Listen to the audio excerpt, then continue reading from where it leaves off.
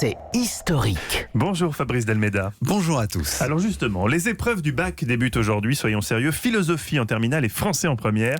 Mais à quand exactement remonte le bac ? Au XIIIe siècle, presque dès la création de l'Université de Paris, car c'est en France que le baccalauréat, littéralement cette couronne de laurier, a été créé avant d'être reprise partout dans le monde. C'est sous Napoléon, en 1808, qu'est instauré le bac de lettres.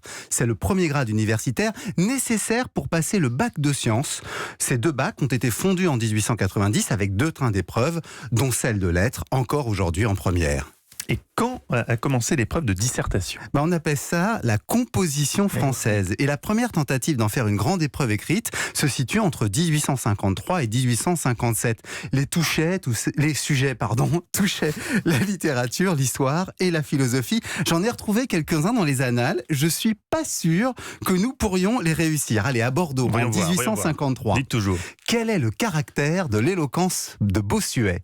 Je vois que vous séchez, Eva. Voilà. Alors Eva, au deuxième sujet, au choix, l'ignorance de l'avenir est un bienfait pour l'homme. Je vais prendre Bossuet. À Dijon, plus du facile. costaud à Dijon. Ah. Développé directement ou par apologue, cet adage de morale, nul ne prend pour soi la vérité qui le condamne. Oh mais c'est intéressant en même temps. À Paris, en 1853, il y avait un sujet pour moi. Raconter en peu de mots la mort de Saint-Louis.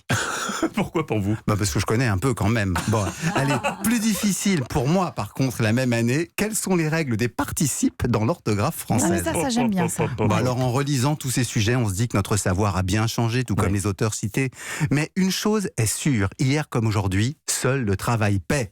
Le travail et puis un peu de chance. Alors, merde à tous les candidats.